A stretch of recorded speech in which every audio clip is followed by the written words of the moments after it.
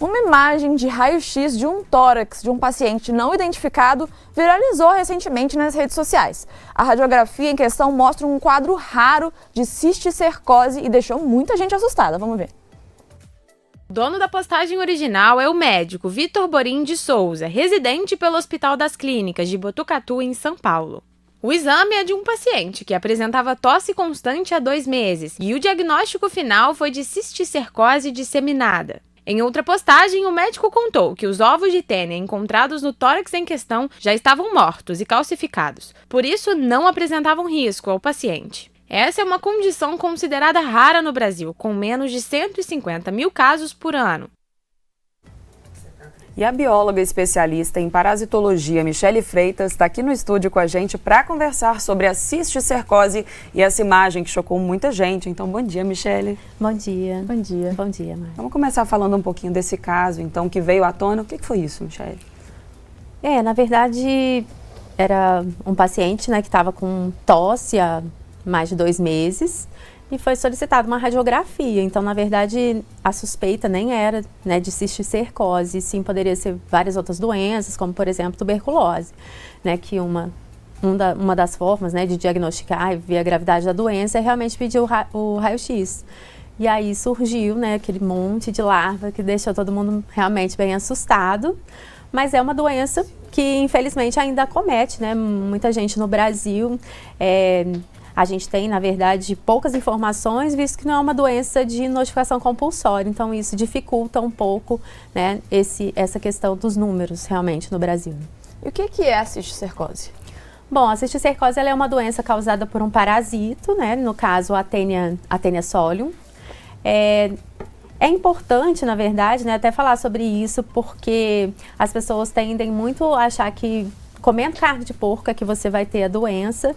Na verdade, esse parasito, ele está envolvido, na verdade, em dois tipos de doença, que é a cisticercose, quando é causada, né, pela larva, como a gente viu na imagem, mas a gente tem também uma outra doença que é a teníase.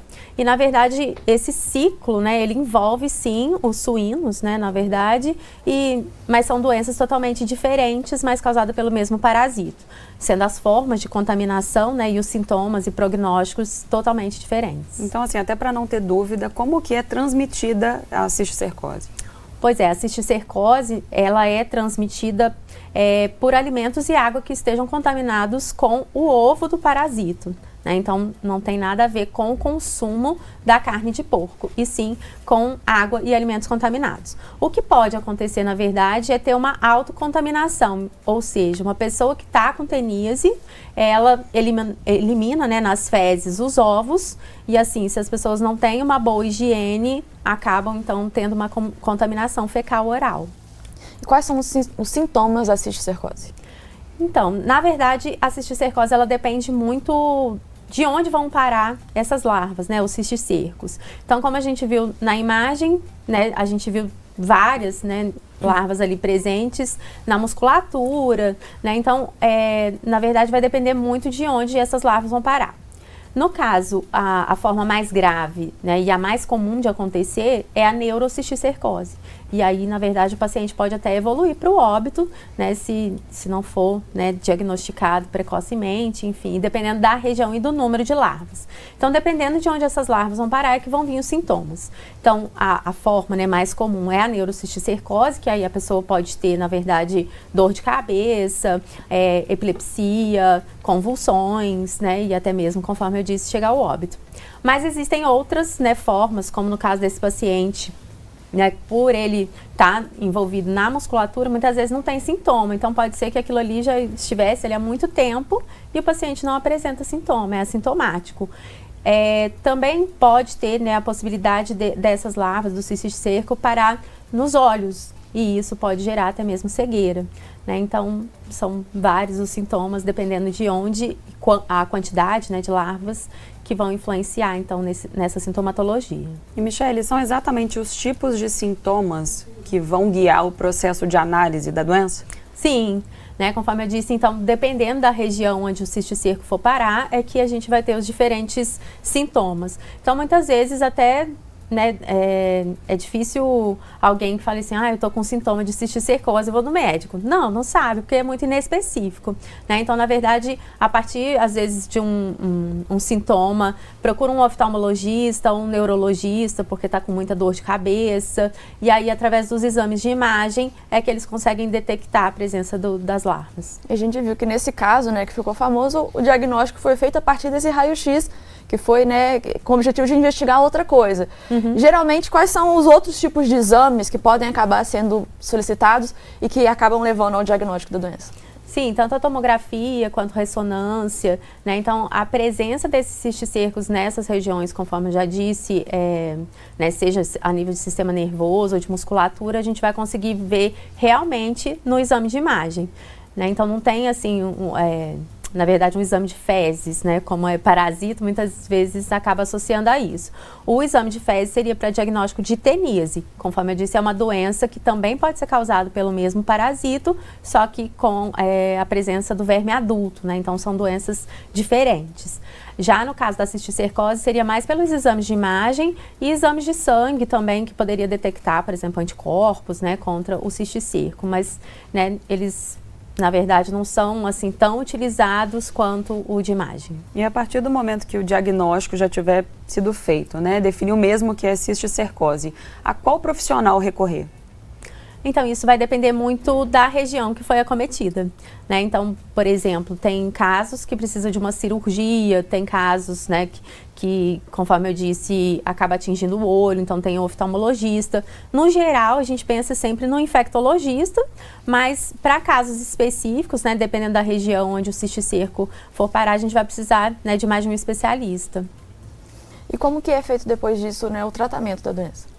O tratamento, ele varia muito de paciente para paciente. Por exemplo, nesse caso, né, a gente viu que os cisticercos, eles já estavam até calcificados. Então, na verdade, eles chegam nesse estágio, né? Então, pode durar anos, conforme eu disse, de meses a anos para você ter o diagnóstico. E se a pessoa está assintomática, conforme, né, foi colocado ali, os cisticercos estavam presentes na musculatura. Então, se não tiver nenhum problema, ele pode ficar por ali mesmo.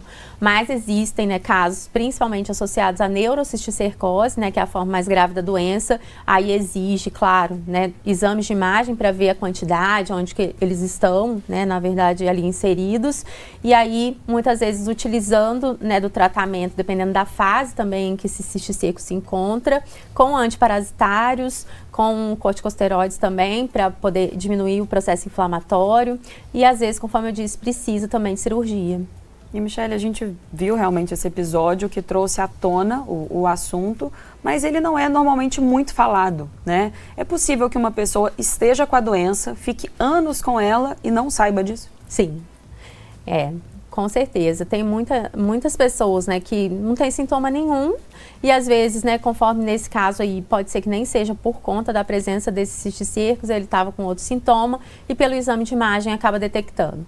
Sempre que eu dou aula desse assunto, tem um caso, né, de algum familiar, né, na sala de aula e eles costumam falar, nossa, é porque ou ela estava com muita dor de cabeça, né, mas aí já tinha um tempo, às vezes já estava até calcificado também. Então, existe sim a forma sintomática da doença. E isso prejudica o tratamento, o fato de não descobrir, assim, quando a coisa começa? Sim, com certeza, né?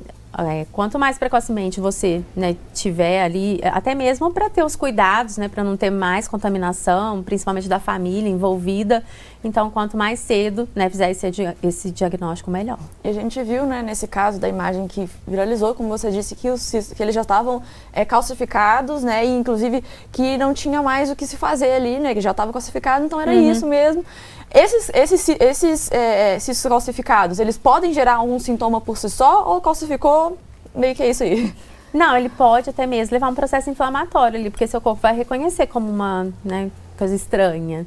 Então pode acontecer sim, mas isso vai depender muito, né, da região onde ele se encontra, né, e isso pode estar associado já com sintomas, inclusive, né, que o paciente possa apresentar futuramente, da quantidade deles, né, então, na verdade, principalmente a nível de sistema nervoso, né, podem vir as complicações mais graves. Como a gente falou no bloco anterior, existe aí talvez uma certa subnotificação de casos da doença por as pessoas muitas pessoas serem assintomáticas ou por não ser algo de notificação compulsória, como você disse, mas a incidência varia de acordo com regiões do país.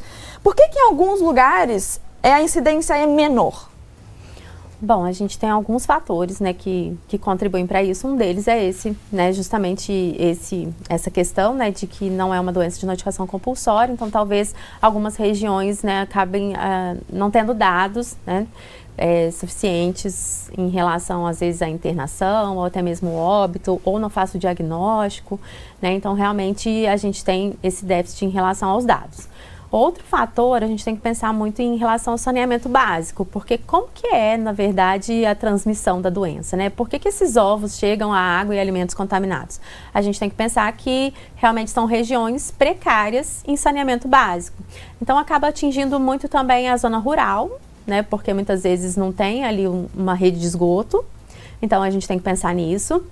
Outro fator seria a criação dos suínos, porque, embora não seja através da carne, ele precisa estar no ciclo para que a gente tenha o desenvolvimento dos ovos, né? Então, na verdade, a criação dos suínos, principalmente, vamos dizer assim, em que não tenha tanta tecnologia, ou seja, né, a casa das pessoas mesmo que faz ali, né, a criação dos suínos, e além disso, a falta de tratamento de esgoto, a falta de higiene, muitas vezes, em relação até mesmo à água que está sendo consumida por aquela população, né? Então, esses são os fatores que acabam fazendo com que a gente tenha mais casos, por exemplo, no sul, no sudeste, né? Além da população, né, ser maior em relação a outras regiões, mas a gente tem, né, esses fatores que contribuem, então, tanto, né, a questão dos suínos, quanto também a falta de saneamento básico. E as regiões que têm pouco diagnóstico de cisticercose, ou quase nulo isso, né?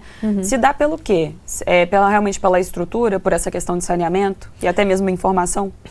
Sim, às vezes até mesmo, né, a questão da falta de diagnóstico, ferramentas de diagnóstico, né? Igual eu falei, às vezes as pessoas estão com dor de cabeça, tem epilepsia, tá com convulsão, mas talvez não faça o exame de imagem, né? Então, esse acesso à saúde também, com certeza, pode prejudicar, né, o diagnóstico em algumas regiões. Porque a gente precisa, muitas vezes, de tomografia, de ressonância magnética, que são, né, exames mais, vamos dizer assim, além de caros, com menos acesso da população, né? Então, isso também pode influenciar. E como você falou, a maioria dos casos da doença acontecem quando a larva atinge o cérebro, né? E que aí também causa os casos mais graves. Isso acontece por algum motivo específico de facilidade da larva chegar até o cérebro ou é algo mais aleatório e que realmente coincide de acontecer mais assim? Ela tem, na verdade, uma preferência por esse tecido, né? Pelo sistema nervoso. Então, assim, cerca de 80% dos casos de cisticercose acabam alcançando o sistema nervoso. Mas a gente tem casos também, né, igual eu estava falando, né, de especialidades que acontecem na pele. Então, às vezes, você está com caroço e vai deixando aquilo, né, e depois vai descobrir um cisto de cisticercose, né. Então, realmente pode, né, ser encontrado, então, em outros lugares, mas ele tem essa preferência pelo sistema nervoso. E sempre que tiver um cisto, é sinal de que existem outros escondidos em outras partes do corpo, que tem vários juntos, ou pode existir um só? Geralmente a gente encontra mais de um, né? Mas, assim, pode acontecer da pessoa ingerir só um ovo de tênia. É porque, na verdade, a tênia, ela coloca muitos ovos, né? Então, dependendo da forma com que a pessoa se contaminou, né? Por exemplo, um alface, né? A pessoa irriga o alface com a mesma água, não tem um tratamento de esgoto, então tá cheio de ovos de tênis. Você vai comer uma folha de alface, vão ter vários. Os ovos são microscópicos, você não consegue enxergar, né? Então, a cada postura, né, que um pedacinho da tênia faz, na verdade, tem mais ali de 100 mil ovos. Então, realmente é uma quantidade muito grande. Então, geralmente, as pessoas têm mais, né, de um cisticerco, né, presente durante esse processo da doença. E nesse caso que a Mari disse, né, mais grave, quando chega ao cérebro, qual costuma ser o desfecho dessa situação? Realmente já é o clímax, é a situação mais difícil de se tratar? Ou hoje em dia, com a tecnologia, é possível ter um final feliz? Na verdade, assim, depende muito da região onde ele se encontra e da quantidade, né, igual eu estava falando.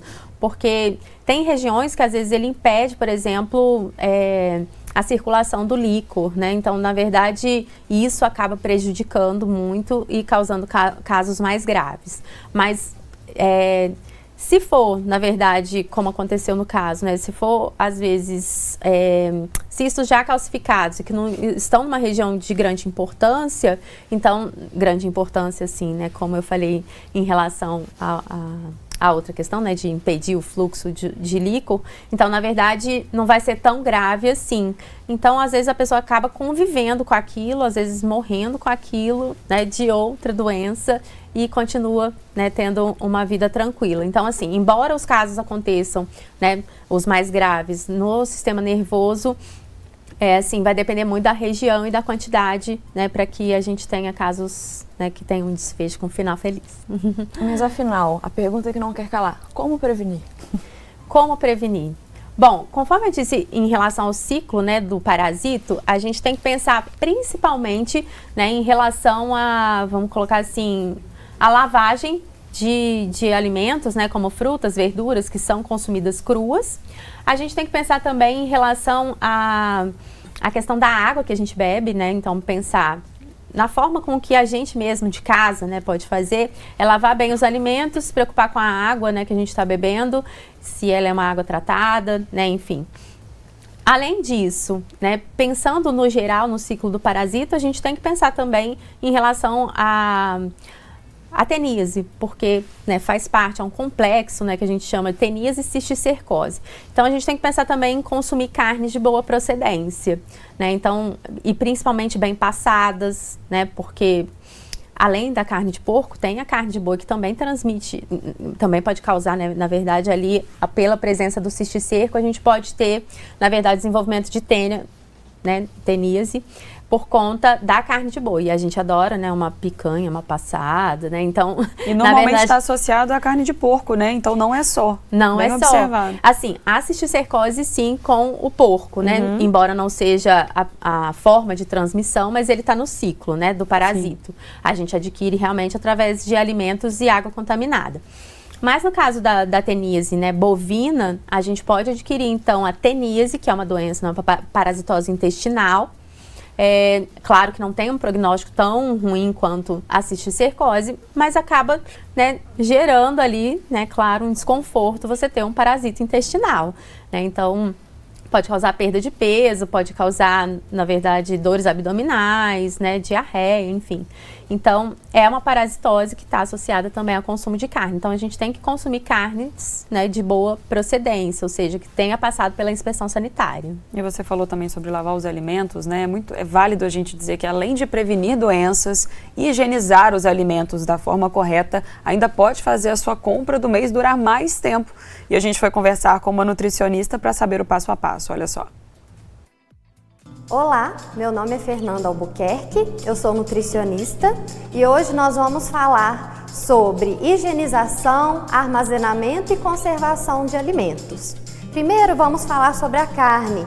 A carne é um alimento que nós podemos comprar refrigerada ou congelada e nós não podemos, né, esquecer que a carne ela é um alimento muito perecível. Então, quando a gente compra essa carne, o ideal é que a gente congele para ela durar por mais tempo. Quando a gente congela essa carne, ela pode durar até 6 meses congelada. Muitas pessoas acham que a gente deve lavar a carne para armazená-la, mas na verdade não é desejável lavar a carne. Por quê? Na sua superfície podem haver bactérias presentes e se você lava a carne, você vai espalhar, dissipar essa bactéria na superfície do alimento e também você acaba tirando as substâncias extrativas que dão sabor à carne, que é o que a gente chama de suco da carne. Então nós não devemos lavar as carnes para armazená-la. O ideal é retirar dessa embalagem original e colocar em potes fechados, congelar ela, né, em pequenas porções para que esse alimento ele seja rapidamente resfriado e atinja temperaturas negativas para que ele dure por mais tempo. Uma carne resfriada, ou seja, mantida na geladeira, numa temperatura ali entre 5 a 8 graus Celsius, ela pode ser mantida até o seu preparo em até no máximo 3 a 4 dias, né? Então, Vamos supor que a gente congelou essa carne e a gente precisa descongelar ela. Esse é um momento muito crítico também, porque o descongelamento correto é aquele que é feito na geladeira, em temperatura de refrigeração, porém ele demora um pouco, pode demorar até 24 horas para você conseguir descongelar essa carne. Ou você tem uma segunda opção de descongelar essa carne no micro-ondas. Então você vai aquecer rapidamente essa carne e ela posteriormente tem que ser imediatamente levada para a panela para cocção. As frutas, nós podemos consumi-las frescas, mas antes precisamos também higienizá-las. A gente pode utilizar uma técnica também muito interessante caso a gente deseje armazená-las por mais tempo, que é a técnica do branqueamento. É uma técnica que consiste em cozinhar, aquela fruta durante uns 15 minutinhos em água fervente, depois imediatamente retirar dessa água fervente e colocar numa água bem gelada para dar aquele choque térmico e depois congelar. A gente pode fazer isso com morango para armazenar sua polpa, com abacaxi, etc. Mas se a gente quer consumir a fruta in natura, então nós vamos higienizar, armazenar também no refrigerador, geralmente naquela gaveta inferior, na parte mais inferior ali da geladeira, porque ali há uma temperatura ideal para a conservação dessas frutas. O sanitizante que nós vamos utilizar é a água sanitária, Já existem sanitizantes próprios para higienização de frutas e verduras que são vendidos no mercado, mas eles são muito mais caros. Se você tem dúvida qual água sanitária é própria para fazer essa sanitização dos alimentos, é só observar no rótulo do alimento, porque aqui nós vamos ter essa informação e a descrição de como fazer a diluição da quantidade de cloro ativo por a quantidade de água.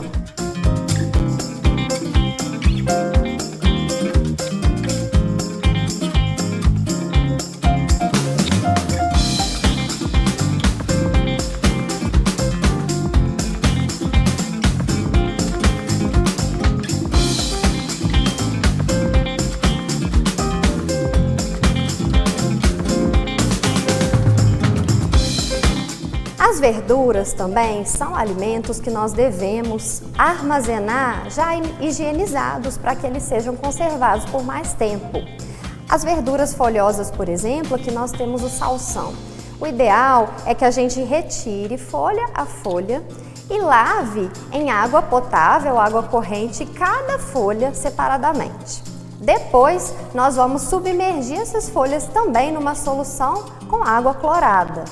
Então, a solução vai respeitar a proporção de cada 1 colher de sanitizante para 1 litro de água.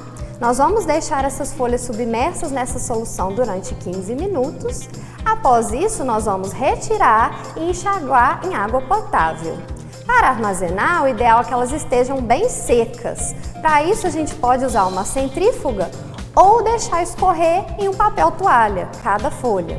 Depois a gente guarda num pote fechado ou num saquinho hermeticamente fechado com um zíper e armazena também dentro da nossa geladeira. Os ovos, quando a gente compra, o ideal é que a gente retire da embalagem e retire apenas o excesso de sujidade desses ovos. Esses ovos aqui, por exemplo, não tem terra, não tem nada aderido à casca. Então, na verdade, a gente pode armazená-los assim mesmo. A gente não deve lavar para armazenar. Por quê? Quando a gente lava os ovos, a gente retira a película protetora da casca, que impede a penetração de algumas bactérias durante o armazenamento.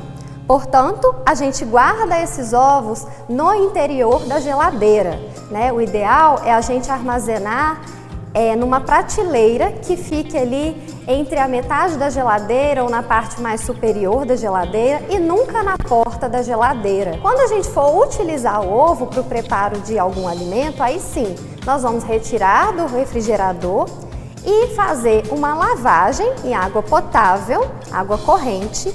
Depois disso, colocar de molho em uma solução clorada, Essa solução clorada é o que a gente chama de sanitizante, que é um produto que vai reduzir o número de bactérias até uma quantidade considerada segura. Para cada 1 litro de água, a gente vai acrescentar 1 colher de sopa desse sanitizante e deixar os ovos submersos nessa solução durante 15 minutos. A partir desse momento, a gente enxágua os ovos e aí sim a gente vai poder utilizar esses ovos para a preparação aí da nossa receita. Lembrando que os ovos na geladeira, eles duram em média de 2 a 4 semanas.